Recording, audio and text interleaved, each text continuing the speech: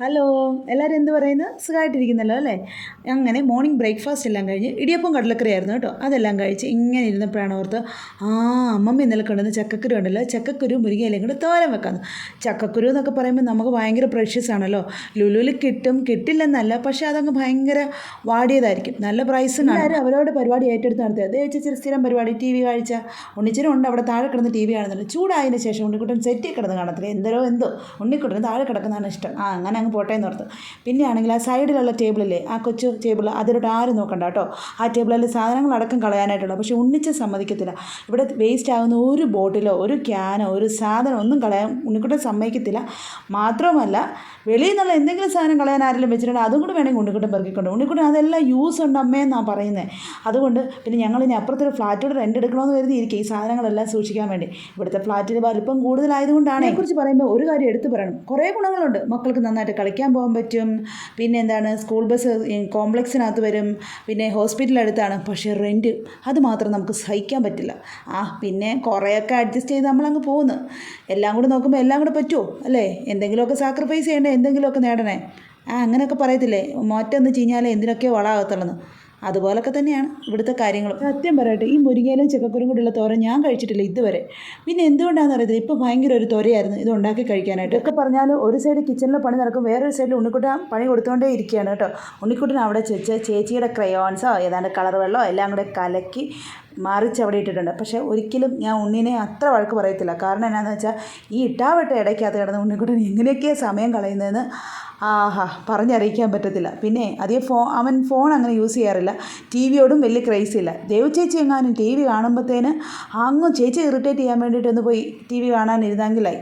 പക്ഷേ ഇതുപോലത്തെ കുറേ കുരുത്തക്കെട്ട പരിപാടികളൊക്കെ ഉണ്ട്. പിന്നെ അതങ്ങ് സഹിച്ചു പോകുന്നു. അവന് എങ്ങനെയൊക്കെ സമയം കളയണം. അമ്മമ്മ തേങ്ങ കൊണ്ടുവന്നിട്ടുള്ളതുകൊണ്ട് അങ്ങ് ലാവിഷായിട്ട് മുരിങ്ങയില തോരൻ അങ്ങ് വെച്ചേക്കാൻ നടത്തും. കുറേ തേങ്ങ എടുത്തു, ഇച്ചിരി വെളുത്തുള്ളി എടുത്ത്, പച്ചമുളക് എടുത്ത്. അമ്മമ്മയുടെ അച്ഛമ്മയുടെയും ശിക്ഷണത്തിലാണ് മുരിങ്ങയില തോരൻ വെക്കുന്നത്. ഞാൻ പറഞ്ഞല്ലോ ഓൾറെഡി എനിക്ക് വെച്ച് വലിയ പരിചയമില്ല, ഞാൻ കഴിച്ചിട്ടുമില്ല. അങ്ങനെ സാധാരണ തോരൻ വെക്കുന്ന പോലെ അങ്ങനെ അങ്ങ് വെക്കാമെന്ന് വരും. സത്യത്തിൽ ഇവിടുത്തെ ലൈഫിലെ ഏറ്റവും വലിയ ഡ്രോബാക്കായിട്ട് എനിക്ക് തോന്നിയിട്ടുള്ളത് ഈ കിച്ചണിലെ ഇടകുറവാണ്. സത്യം പറയട്ടെ, ഒട്ടും ഇടയില്ല. പിന്നെ എല്ലാം ഒരു അഡ്ജസ്റ്റ്മെൻറ്റിൽ അങ്ങോട്ട് മുട്ടരുത് ഇങ്ങോട്ട് മുട്ടരുതെന്ന് പറഞ്ഞ് ആണ് ഇവിടെ എല്ലാം നടത്തിപ്പോകുന്നത്. ഒരാളുടെ കൂടെ രണ്ടുപേരൂടെ കയറി കഴിഞ്ഞിട്ടുണ്ടെങ്കിൽ പിന്നെ ആ കിച്ചണിൽ ഒരു സാരി ഇടയില്ല. അങ്ങനെയാണ് ഇവിടുത്തെ കിച്ചണിലെ പരിപാടികൾ ഓടിക്കൊണ്ടിരിക്കുന്നത്. ആനുവൽ ലീവ് കിട്ടിയപ്പോൾ നാട്ടിൽ പോയിരുന്നപ്പോൾ ആദ്യമേ അങ്ങ് ഭയങ്കര ബോറായിരുന്നു. ആ ബോറിനെ അങ്ങോട്ട് എൻജോയ് ചെയ്ത് ഹാപ്പിയായി വന്നപ്പോൾ ആനുവൽ ലീവ് തീരാറായി. ഈ ഒരു വീക്കും കൂടെ കഴിഞ്ഞാൽ ആനുവൽ ലീവ് തീരും. പിന്നെ അങ്ങ് ഡ്യൂട്ടിക്കും പോകണം. ശരിക്കും പറഞ്ഞാൽ ഇപ്പോൾ അതൊരു മടിയുമായി തുടങ്ങി. അതാണ് സത്യം. ഇതിൻ്റെ ഇടയ്ക്ക് കഞ്ഞി റെഡി ആയിട്ടുണ്ട്, നമുക്ക് കഞ്ഞി ഒന്ന് വാർത്തിടാം. ഇവിടെ കുക്കറിലാണ് കേട്ടോ ചോറ് വെക്കുന്നത്. കുക്കറിൽ 3 വിസിൽ അടിച്ചിട്ട് വെയിറ്റ് ചെയ്യും. എന്നിട്ട് എയർ പോയി കഴിയുമ്പോഴത്തേന് നമ്മൾ ആ ചോറിനോടെ ഇച്ചിരി കൂടി വെള്ളം കൂടി ഒഴിച്ചിട്ടേ ഉള്ളൂ വാർത്തിടുന്നത്. ആനുവൽ ലീവിൻ്റെ സ്റ്റാർട്ടിങ്ങിൽ ബോറടിച്ച് വീട്ടിലിരുന്നപ്പോഴാണ് ഈ ബോറടി മാറ്റാൻ എന്ത് പരിപാടി തുടങ്ങാമെന്ന് കരുതിയപ്പോഴാണ് എന്തെങ്കിലും ഒരു ഓൺലൈൻ പരിപാടി നോക്കിയപ്പം ഒരു മാർഗ്ഗവും ഇല്ല. അങ്ങനെയാണ് ഞാൻ ഈ യൂട്യൂബിലോട്ട് തിരിയുന്നത്. ചാനൽ തുടങ്ങി ആക്ച്വലി 1 മന്ത് ആയിട്ടുണ്ട്. നിങ്ങളുടെ വിലയേറിയ കമൻറ്റ്സ് നിങ്ങൾ മെൻഷൻ ചെയ്യണം. എന്തെങ്കിലും ചേഞ്ചസ് വരുത്തണമെങ്കിലോ നിങ്ങൾ എന്താണ് എക്സ്പെക്റ്റ് ചെയ്യുന്നത് എന്നുള്ള കമൻറ്റ്സ് മെൻഷൻ ചെയ്യണം. ഇഷ്ടപ്പെട്ടെങ്കിൽ സബ്സ്ക്രൈബ് ചെയ്യണം. സബ്സ്ക്രൈബ് ചെയ്ത എല്ലാവർക്കും ഒരുപാട് താങ്ക്സ്. ഇനി എല്ലാവരും സപ്പോർട്ട് ചെയ്യുകയും ചെയ്യണം. അങ്ങനെ നമ്മുടെ ചോറ് റെഡിയായി, ചോറ് വാർത്തിട്ടു. പണ്ട് ഞാൻ നാട്ടിൽ നിന്ന് പോകുന്നപ്പോഴത്തേന് റൈസ് കുക്കർ കൊണ്ടുവന്നിട്ടുണ്ടായിരുന്നു. അങ്ങനെ റൈസ് കുക്കറിലായിരുന്നു ഞാൻ ചോറ് വെച്ചുകൊണ്ടിരുന്നത്. പക്ഷേ അത് എനിക്ക് ടൈം കൺസ്യൂം ചെയ്യുന്ന പോലെ ഫീൽ ചെയ്തിട്ടുള്ളത്. എൻ്റെ ഇവിടുത്തെ ഒരു സാഹചര്യത്തിൽ എനിക്ക് പ്രഷർ കുക്കറിൽ ചോറ് വെക്കുന്നതായിട്ടാണ് ഇഫക്റ്റീവായിട്ട് തോന്നിയിട്ടുള്ളത്. അങ്ങനെ ഒത്തിരി ടൈമും പോകത്തില്ല. ജസ്റ്റ് വെക്കുക, 3 ടൈംസ് വിസിലടിച്ച് കഴിഞ്ഞാൽ പിന്നെ നമ്മുടെ പണിയെല്ലാം കഴിഞ്ഞ് കഴിയുമ്പോൾ നമുക്ക് ആ ചോറ് വാർത്തിടുകയും ചെയ്യാം. അങ്ങനെ നമ്മുടെ അരപ്പ് റെഡി ആയിട്ടുണ്ട്. അപ്പോൾ വേറൊരു കാര്യം പറയട്ടെ, എനിക്ക് ഈ വീട്ടിൽ ഏറ്റവും ഇഷ്ടമുള്ളൊരു ചീനച്ചട്ടിയാണ് ഈ ഇരുമ്പ് ചീനച്ചട്ടി. ഇത് നാട്ടിൽ നിന്ന് വന്നപ്പോൾ തന്നെ ഞാൻ കൊണ്ടുവന്നതാണ് കേട്ടോ. എനിക്കെല്ലാം കുക്ക് ചെയ്യാൻ അതാണ് ഏറ്റവും ഇഷ്ടം. എനിക്ക് നോൺ സ്റ്റിക്കായിട്ടുള്ള പാനുകളില്ല, ഞാനത് കൂടുതൽ പ്രിഫർ ചെയ്യാറ്. ഇതിൻ്റെ ഇടയ്ക്കാണ് അമ്മമ്മ വന്നത്. അമ്മമ്മ വന്നപ്പോഴത്തേന് നാട്ടിലെ കഥയും കുറച്ച് നുണയും കുറച്ച് കുശുമ്പും കുന്നായ്മയും ഒക്കെ ഞങ്ങൾ പറയുമായിരുന്നു.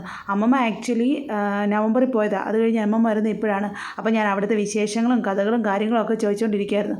അങ്ങനെ അമ്മമ്മ വന്നപ്പോൾ ഓരോരുത്തരുടെയും കഥകളും കാര്യങ്ങളും പറയുകയാണ്. കിച്ചണിലോട്ട് ഇറങ്ങേണ്ട താമസം 2 ആൾ എൻ്റെ പുറകെ തന്നെ വരും. കാരണം എന്താണെന്ന് വെച്ചാൽ അവർ കുറേ നേരം ടി വി കണ്ട് കഴിയുമ്പോഴത്തേന് ബോറടിച്ച് കഴിയുമ്പോഴത്തേന് അമ്മയെ തപ്പി കിച്ചണിലോട്ട് വന്നു കഴിയുമ്പോൾ കിച്ചണിൽ നമ്മൾ നിൽക്കുകയാണെങ്കിൽ ചൂടാണെങ്കിലും ചൂട് സഹിച്ച് കൂടെ അങ്ങ് നിൽക്കും. പിന്നെ ദേവക്കൂട്ടനാണെങ്കിൽ ഭയങ്കര ഇൻട്രസ്റ്റാണ് കുക്ക് ചെയ്യാനായിട്ട്. ദേവ് കയറേണ്ട താമസം ദേവ് ചേച്ചി പിന്നെ എന്ത് ചെയ്താലും അതിൻ്റെ റെപ്പറ്റീഷനാണ് ഈ ഉണ്ണിക്കുട്ടൻ.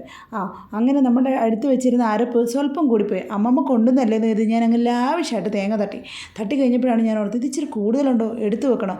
അപ്പോൾ അമ്മമ്മയോട് ചോദിച്ചപ്പോൾ അമ്മമ്മ പറഞ്ഞു, അമ്മ ഇനി ഈ മുരിങ്ങയില ഇരിപ്പുണ്ടെങ്കിൽ നമുക്കത് മുരിങ്ങയിലും കൂടി ഇട്ട് അതങ്ങ് സെറ്റാക്കാമെന്ന്. അങ്ങനെ ചക്കക്കുരു അതിനകത്തൊരു തട്ടിയപ്പോൾ ദേവക്കൂട്ടൻ പറഞ്ഞു, അമ്മ എനിക്ക് ഇത്തിരി വന്ന് ഞാനൊന്ന് ടേസ്റ്റ് നോക്കട്ടെ എന്ന്. ചൂടണ്ടേ? പിന്നെ എല്ലാവരും കൊള്ളാവോ?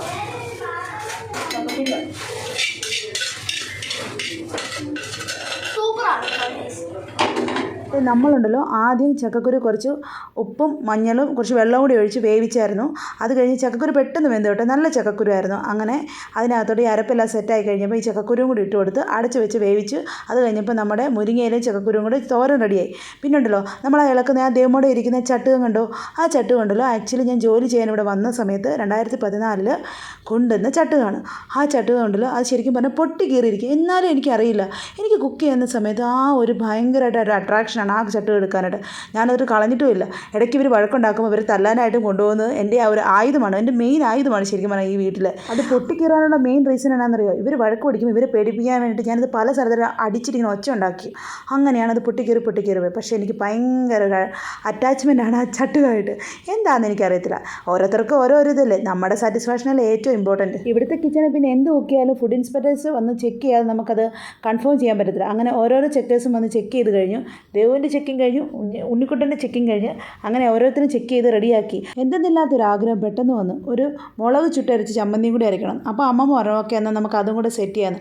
അങ്ങനെ അമ്മമ്മ ഉപ്പ് എടുക്കാൻ നേരത്താണ് അമ്മമ്മ ഓർക്കുന്നത്, അയ്യോ സോമേ എൻ്റെ വിരൽ അങ്ങ് ഇതായിട്ടിരിക്കുക, കുഴിനകന്നോ വിരൽ ചുറ്റെന്നോ അങ്ങനെ എന്താണ്ടൊക്കെ പറയത്തില്ലേ. നിങ്ങൾക്ക് ആർക്കെങ്കിലും അതിൻ്റെ എന്തെങ്കിലും റെമഡി അറിയാമെങ്കിൽ ഒന്ന് കമൻറ്റ് ചെയ്യണം കേട്ടോ.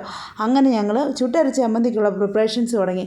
അങ്ങനെ മുളക് ചുടാൻ വേണ്ടിയിട്ടാണ് നമ്മൾ തീയിലോട്ട് വെച്ചിട്ടാണ് ഗ്യാസ് വെച്ച് അങ്ങ് ചുട്ടു. പിന്നെ ഇച്ചിരി ഇഞ്ചി ഇട്ടു, ഉപ്പിട്ടു, പിന്നെ നമ്മുടെ പുളി ഇട്ടു, കുറച്ച് തേങ്ങായും ഇട്ട് ഞങ്ങളങ്ങനെ ചുട്ടരച്ച് ചമ്മന്തി അരയ്ക്കാനുള്ള സെറ്റപ്പൊക്കെ ഒരുക്കി. ഇതൊക്കെ ഒരുക്കുമ്പോഴത്തേനുണ്ടല്ലോ നമ്മുടെ കുട്ടിക്കാലത്തെ ഓർമ്മകളാണ് എനിക്ക് ഓടി വരുന്നത് കേട്ടോ. അങ്ങനെ എല്ലാം സെറ്റ് ചെയ്ത് കഴിഞ്ഞപ്പോഴാണ് ഓർത്ത് കറിവേപ്പില ഇല്ലല്ലോ എന്ന്. കറിവേപ്പിലയുടെ കാര്യത്തെക്കുറിച്ച് പറയുകയാണെങ്കിൽ വളരെ ശോചനീയമാണ് ഇവിടുത്തെ കറിവേപ്പിലയുടെ അവസ്ഥ. നമുക്ക് മാർക്കറ്റിൽ മേടിക്കാൻ കിട്ടത്തില്ലെന്നല്ല, പക്ഷേ നമ്മളിലിരിക്കുന്ന കറിവേപ്പില അങ്ങ് ഉണങ്ങി വർഷങ്ങളുടെ സേവന പാരമ്പര്യമുള്ള കറിവേപ്പിലയാണ്. അതങ്ങനെ ഒരു പാത്രത്തിലിട്ട് അങ്ങ് സൂക്ഷിച്ച് വെച്ചേക്കും. അങ്ങനെ അതെല്ലാം സെറ്റ് ചെയ്തു. ആ സമയമായപ്പോൾ തന്നെ ചെറിയൊരു വിശപ്പ് വന്നു. രാവിലെ ഇടിയപ്പമായിരുന്നു കേട്ടോ. ദേവമോൾക്ക് ഭയങ്കര ഇഷ്ടം അരിയുണ്ട. അങ്ങനെ ഞങ്ങൾ അരിയുണ്ട ഉണ്ടാക്കി വെച്ച്. ഇപ്പോൾ അവധിയാണല്ലോ, കയറി ഇറങ്ങി അമ്മയെ വിശക്കുന്നേ ഈ ഒരു മുദ്രാവാക്യമാണ് എപ്പോഴും കേട്ടുകൊണ്ടിരിക്കുന്നത്. കണ്ടോ എന്തുകൊണ്ടാണ് അച്ഛമ്മ കിച്ചണിൽ കാണാഞ്ഞെന്ന് ഇപ്പോൾ നിങ്ങൾക്ക് മനസ്സിലായല്ലോ. അച്ഛമ്മ ഭയങ്കര ബിസിയാണ് ഉണ്ണിയുടെ. ഗ്രാൻഡ് പേരൻസ് പിള്ളേരെ വളർത്തുമ്പോൾ അവർക്കൊക്കെ എന്തൊരു ക്ഷമയാണോ. എനിക്കൊന്നും ഇത്ര ക്ഷമയൊന്നുമില്ല കേട്ടോ. അവർ കൂടെ ഇരുന്ന് ക്രയോൺസൊക്കെ കട്ട് ചെയ്ത് കളർ വെള്ളം അങ്ങനെ എന്ത് വേണേലും സെറ്റാക്കി കൊടുക്കും. അങ്ങനെ ഫുഡെല്ലാം റെഡിയായി. ഞങ്ങൾ ഉച്ചയ്ക്കത്തെ ഫുഡ് അടിച്ചു. അത് കഴിഞ്ഞപ്പോൾ അടുത്ത് ഒരു റെസ്റ്റും കഴിഞ്ഞപ്പോൾ ദേവൂട്ടനും ഉണ്ണിക്കുട്ടനും കൂടെ കളിക്കാൻ ഇറങ്ങി. രണ്ടുപേരും കളിക്കാൻ പോയിട്ട് കണ്ടില്ല. അപ്പോൾ തപ്പി ഇറങ്ങിയതാണ് അമ്മമ്മയും ഞാനും. താഴത്തെ കോട്ട് നോക്കി കണ്ടില്ല. അപ്പോൾ പിന്നെ അപ്പുറത്തെ ബിൽഡിങ്ങിൽ പോയി നോക്കിയപ്പോൾ ആഹാ എല്ലാവരും കൂടെ ഇവിടെ ഇരുന്ന് കളിക്കുന്നുണ്ട്. ഈ ബിൽഡിങ്ങിനകത്ത് ഏറ്റവും ഒരു പോസിറ്റീവായിട്ട് എനിക്ക് ഫീൽ ചെയ്യുന്നത് വെച്ചാൽ ഈ കോംപ്ലക്സിനകത്ത് ഒരുപാട് ബിൽഡിംഗ് ഉണ്ട് കേട്ടോ. ഇവിടെ ഒരുപാട് മക്കളുണ്ട് കളിക്കാനായിട്ട്. ഈവനിങ് ആകുമ്പോൾ ഇവർ ഒരുമിച്ച് പോയിരുന്നു. ഭയങ്കരമായിട്ട് ഇവർക്ക് നാട്ടിനെക്കാട്ടിലും പിള്ളേരുണ്ട് ഇവിടെ കൂടുതൽ കളിക്കാനായിട്ട്. ഈ ഒരു കാര്യത്തിൽ ഇവർ ഭയങ്കര ഹാപ്പിയാണ് കേട്ടോ. അവർ വൈകുന്നേരത്തെ കളിയെല്ലാം കഴിഞ്ഞ് ഏറി വന്ന് കുളിയെല്ലാം കഴിഞ്ഞ് വിളക്കൊക്കെ കത്തിച്ച് നാമം ചൊല്ലി. അപ്പോൾ തന്നെ അമ്മമ്മ നാട്ടിൽ കൊണ്ടുവന്ന് പൈനാപ്പിൾ ഉണ്ടായിരുന്നു. അപ്പോൾ പൈനാപ്പിൾ ഞാൻ കട്ട് ചെയ്തിട്ട് കുറച്ച് മുളകും ഉപ്പും കൂടി ഇട്ടിട്ട് അതങ്ങനെ റെഡിയാക്കി വെച്ച്. അച്ഛമ്മയാണ് കേട്ടോ ഉണ്ണിയോട് കളിക്കാൻ പോകുന്നത്. ദേവിച്ചേച്ചി കുറച്ച് കഴിയുമ്പോൾ ഇങ്ങനെ കയറിപ്പോരും. അങ്ങനെ അച്ഛമ്മയും ഉണ്ണിയും കൂടെ കളിയൊക്കെ കഴിഞ്ഞിട്ട് അച്ഛമ്മ കുളിക്കാൻ പോയത് കേട്ടോ.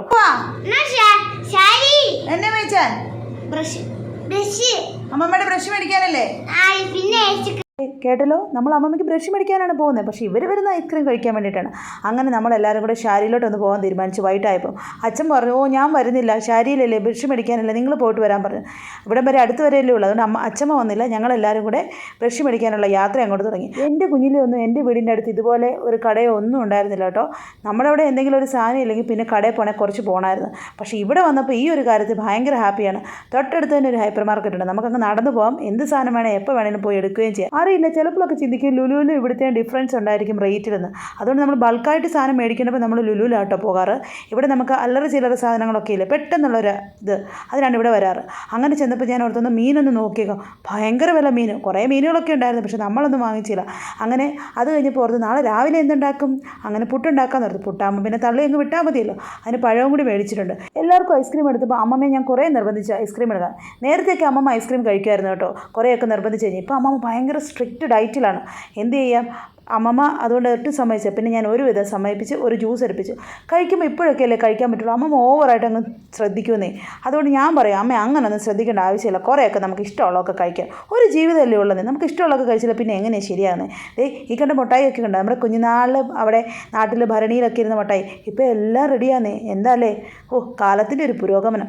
മക്കൾ ഐസ്ക്രീം കഴിച്ച് നടക്കുന്നിടപ്പോൾ എനിക്കൊരു മനസ്സുഖം. അപ്പോൾ എൻ്റെ അമ്മയ്ക്കൊരു മനസ്സുഖം ആയിക്കോട്ടെ എന്ന് കരുതി ഞാനും അങ്ങ് ഐസ്ക്രീം കഴിക്കാനായിട്ട് തുടങ്ങി. അച്ഛമ്മ ഐസ്ക്രീം കഴിക്കുമ്പോൾ ഒരു കമ്പനി കൊടുക്കാമെന്ന് പറഞ്ഞാൽ അമ്മമ്മ ജ്യൂസ് കുടിച്ചില്ല. അങ്ങനെ നേരെ ഞങ്ങൾ വീട്ടിലേക്ക് എത്തി. ഞങ്ങളുടെ വീടും ഈ ശാരിയും തമ്മിൽ ഓൾമോസ്റ്റ് ഒരു 5 മിനിറ്റ്സ് ഡിഫറൻസേ ഉള്ളൂ നടക്കാനായിട്ട് കേട്ടോ. അതുകൊണ്ട് എല്ലാ കാര്യങ്ങളും വളരെ ഈസിയാണ്. ഇങ്ങനെയൊക്കെയാണ് ഇവിടുത്തെ ജീവിതത്തിലെ ഓരോ ദിവസങ്ങളും നമ്മൾ തള്ളിക്കളയുന്നത്. ഓക്കെ, അപ്പോൾ ബൈ, ടേക്ക് കെയർ. സപ്പോർട്ട് ചെയ്ത എല്ലാവർക്കും താങ്ക് യു.